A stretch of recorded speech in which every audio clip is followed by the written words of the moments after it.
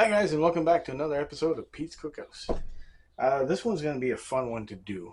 First off, because I've never done it before, and I'm doing it with you guys live. Well, not live, but as in front of you.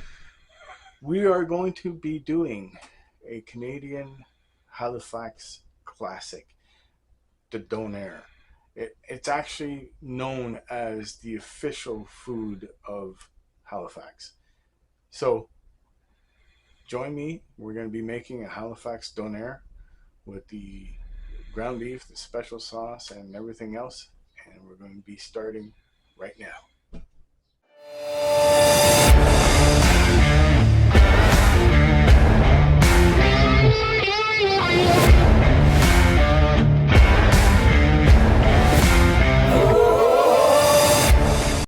All right, guys. So let's start making our Donair, our Halifax Donair.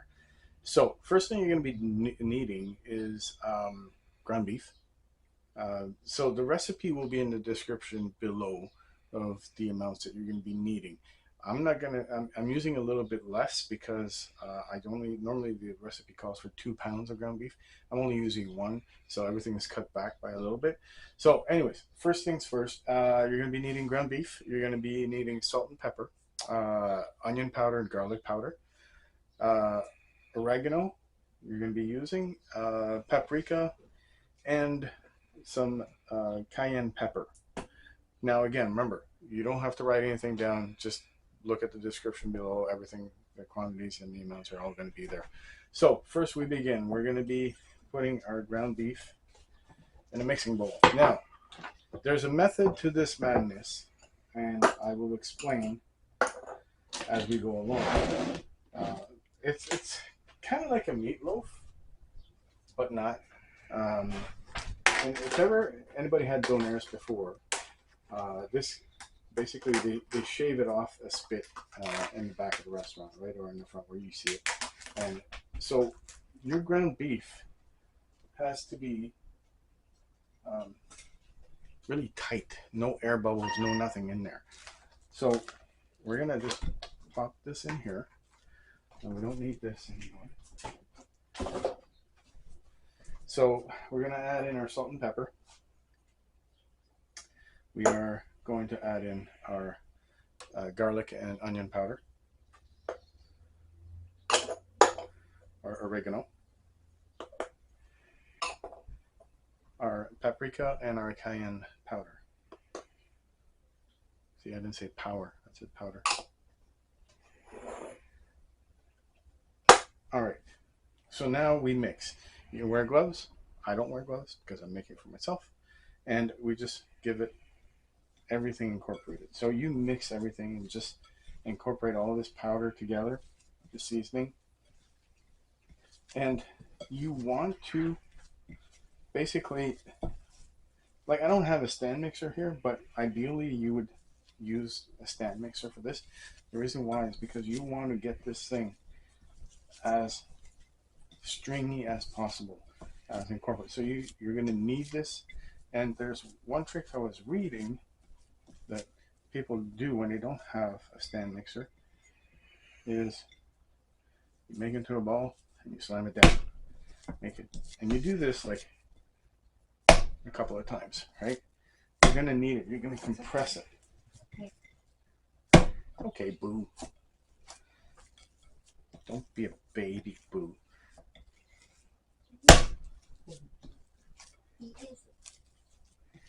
So, because what's going to happen is that once this cooks, and we're going to be cooking this in a special way too.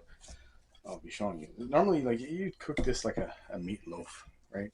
Especially when you're doing this at home. You put it in a bread mold, or you shape it like a meatloaf, and you cook it in the oven. Now, we are going to cook it in the oven, but we're not going to be putting it in a bread pan.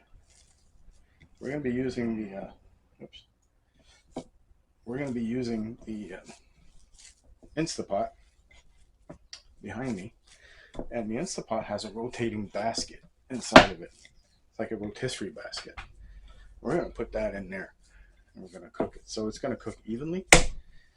all the way around, no flipping, and no boiling in its own juices. So it's going to be wonderful. So you do this for a good 5 minutes. You need this because you want this to be really pasty and stuck together. You don't want any air bubbles, like I mentioned.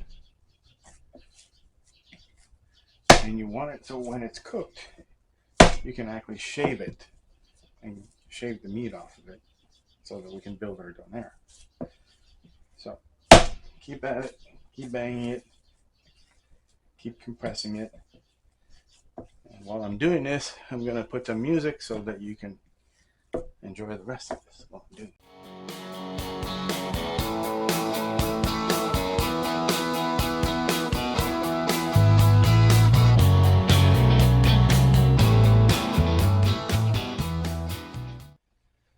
All right, guys, so our meat is here.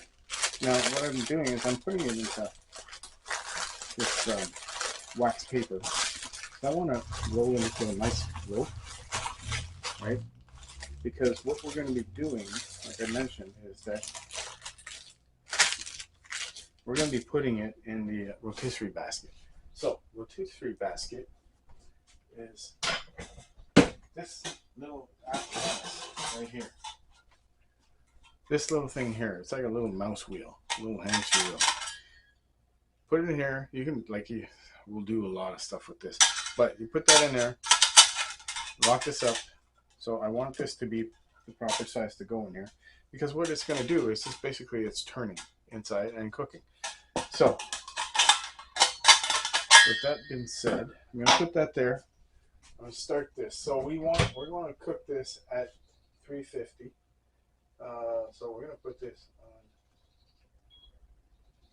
bake 350 for 1 hour, and we're going to rotate. Hang on. Rotate.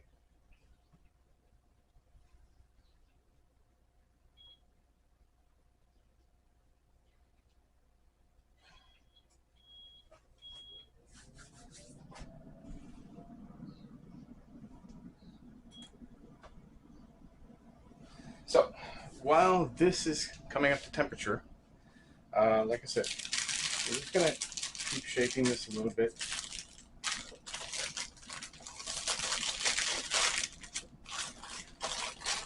And the wax paper is great because nothing sticks to it, right? So you can use that, or you can use cling film, but this works just as good. And once we're ready, we're going to be putting this inside the cage. So we're going to let this come to temperature, and when it's at temperature, we're going to put this in the cage, put that in there, let it do its thing for an hour, and we'll come back. So don't go away. All right, guys, oven's at to temperature, so we're going to grab our loaf. We're going to put it in our little rotisserie cage. I like to call it the mouse cage. Just pick it up, put it in here, like that. I don't know, I've never done this, so I hope it works. So, you and I will be the first to know. All right, now, this thing has a little hook thing here. So, it's used to grab this like this. So when you take it out, you don't burn yourself. Okay, so you hook it up like that, and to put it in there, it's the same thing. So what we do, I'm just going to open the door, lay this down here. Okay. Now there's a little red knob here. We're going to push that back this way, and we're going to take this rotisserie wheel like that, and we're going to insert it. Now there's little notches on either side, and they align like that. Close the door.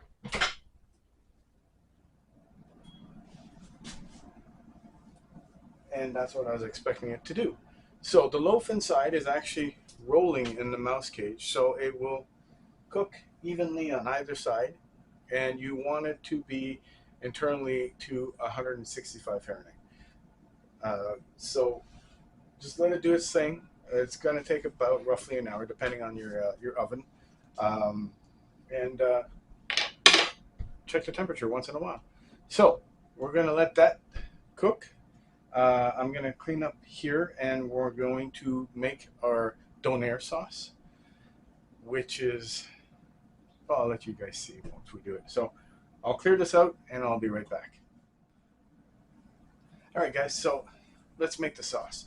Now, Donair sauce is very distinct. It's very unique, if you want to put it this way. So the sauce is very simple. There's only like 3 ingredients to it. The main ingredients being condensed milk, right? Evaporated milk, sweetened. It's a sweet, tangy sauce. So you're going to need a can of unsweetened condensed milk. No, sorry, sweetened condensed milk. You're going to need some garlic powder and some white vinegar. That's it. That's the sauce. So the vinegar will make this thicken up. Okay, and the reason why we're doing it early is because we're going to put it in the fridge afterwards, and it's going to thicken up even more. So we take our condensed milk, put it. I mean, I got it in the saucepan. You don't need to cook it, but it's just because I didn't have a bowl. So put your condensed milk in here. You are going to need a quarter cup of white vinegar, and sorry, I didn't think my wife was going to see that. She's over there. She's taking piano lesson with her headphones on, but she saw that. Anyways, you're also going to need 1 teaspoon of garlic powder. So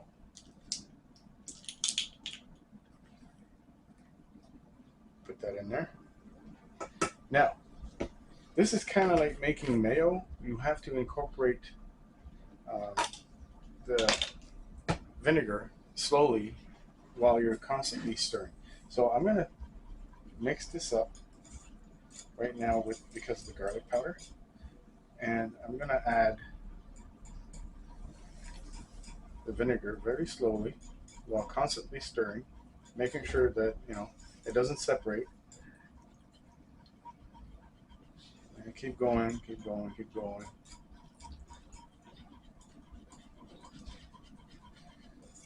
Get that all incorporated and nice, and because you want, the thing with this sauce is you want it to be nice and thick.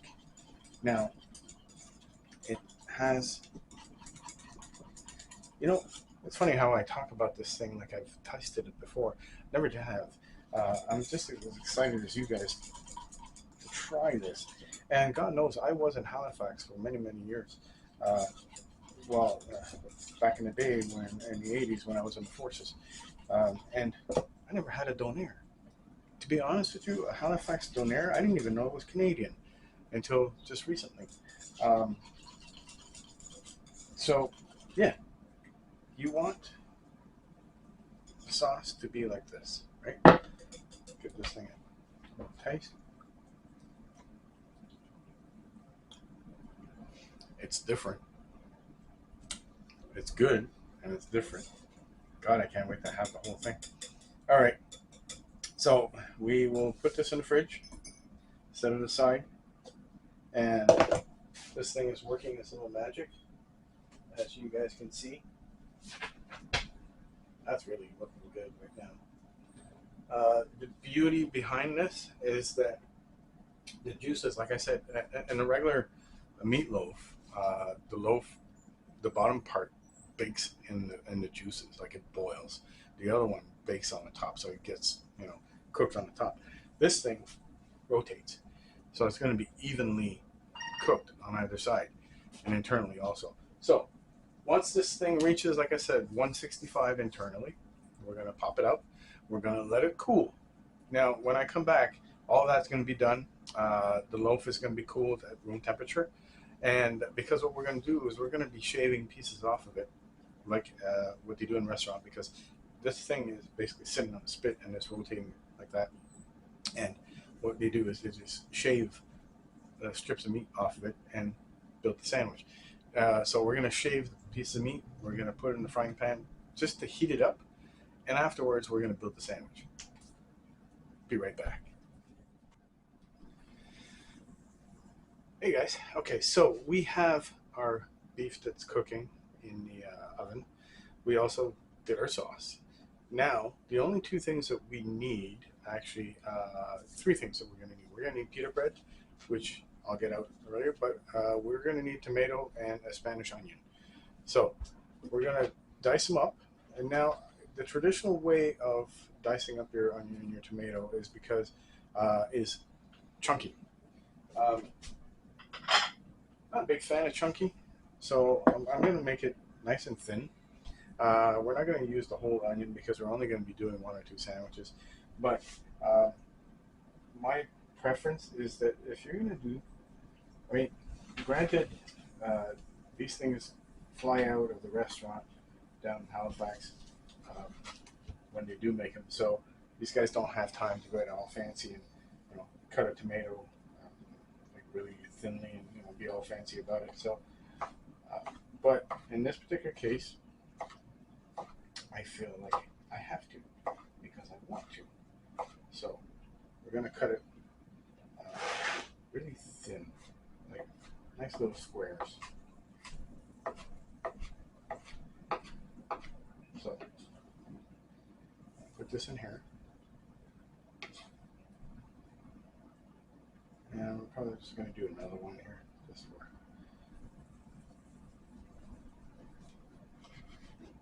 just because we can. So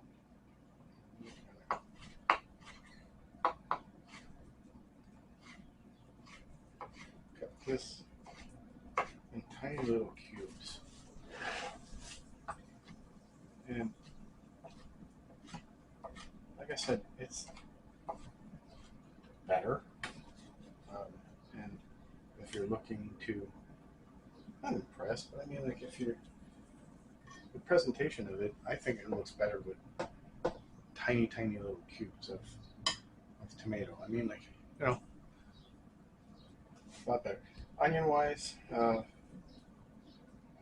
what? I'm not going to use all of it. So, again, we're going to cube it.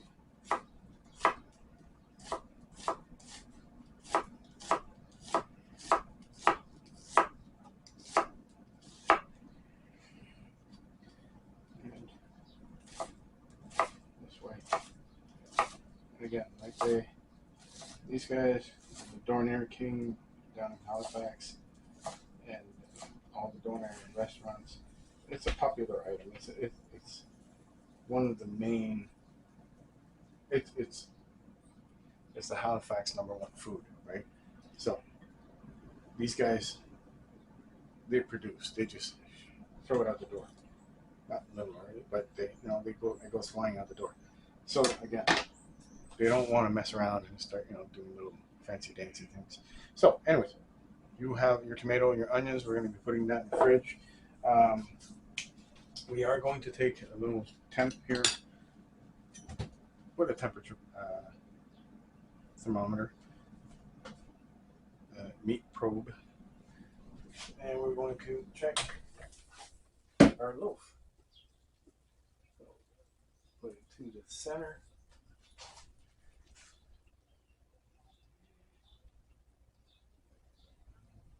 So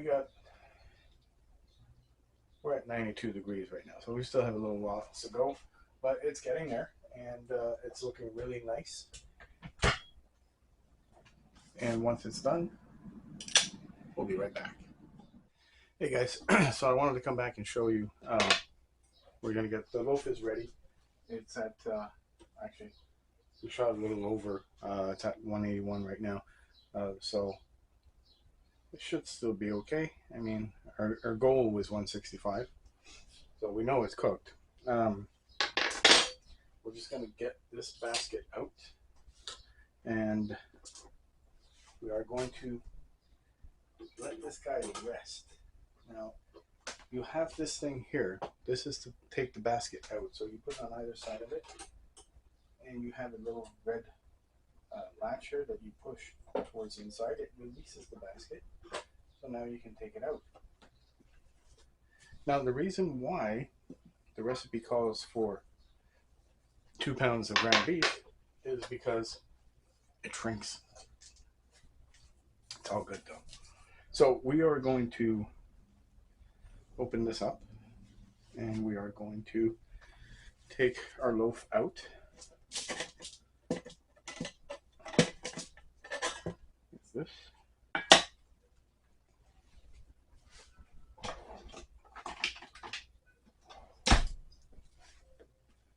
Here.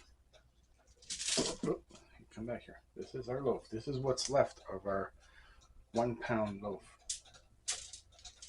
So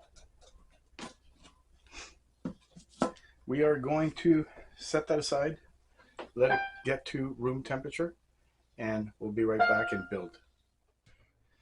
Hey guys, welcome back. So our loaf is pretty much at room temperature. Now it's really tiny, and like I was saying,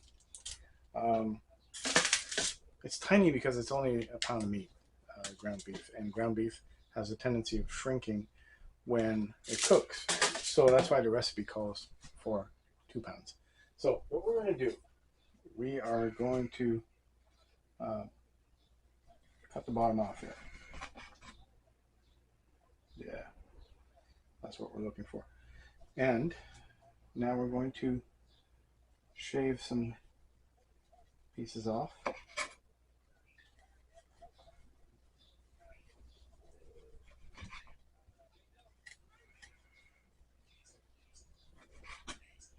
Now, the thinner the better, I'm assuming.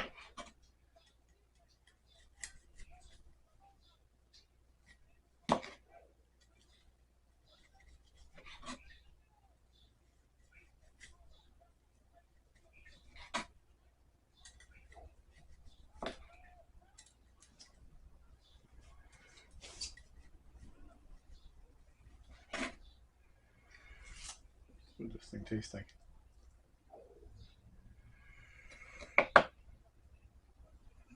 Right? I'm assuming that's what it's supposed to taste like.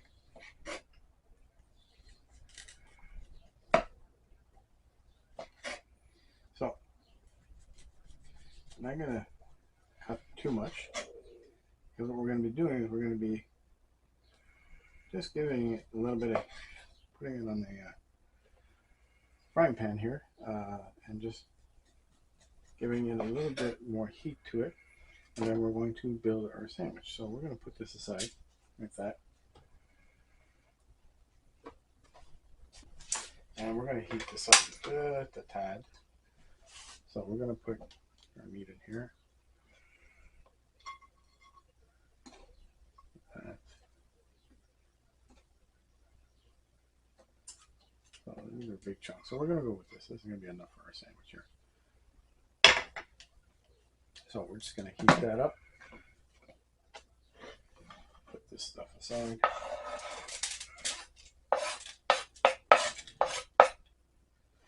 Now, I find it's a little tad too dry.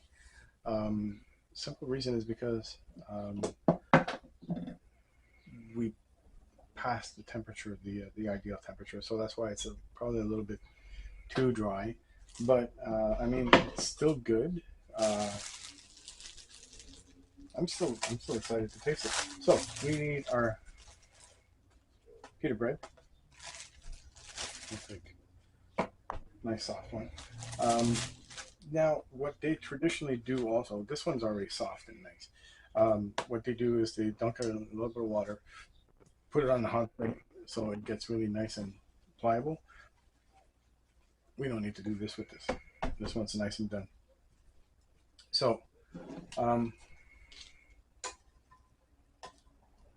we're not cooking this. We're just reheating it Okay, so there's no more cooking. It's just putting some little bit of heat to it so it's nice and warm. Okay, so I'm going to put a little bit of the sauce on the bottom here first. So I'm going to do this. I've seen somebody do it, and you know what? Why not do that? We're going to turn this off. We're going to lay down the meat.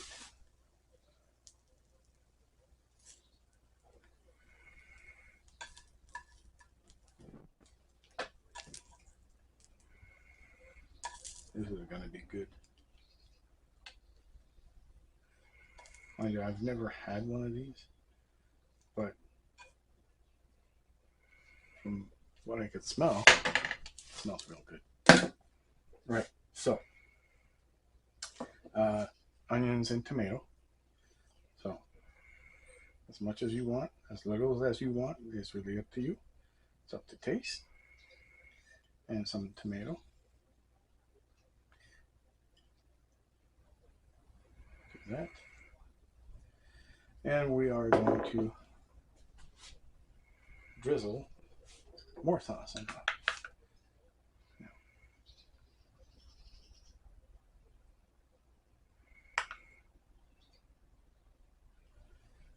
Like that. Sauce is what makes this donair. Now, traditionally what happens is it is folded, and after that, it is folded into a cone. And after that, it is wrapped in a piece of foil to keep from everything from leaking out. So we will fold it the traditional way, which is in a cone like this. And I have no idea how they wrap this, but let's just say I know this is not the way they wrap it, but there you have it, the donair. Let me clean this up. We'll be right back for the taste test, and yeah, we'll call it a day after that. Don't go away. Hey guys, welcome back. So we have made a Halifax Donair. How does it taste? I don't know. Let's find out. I'll take a bite right here.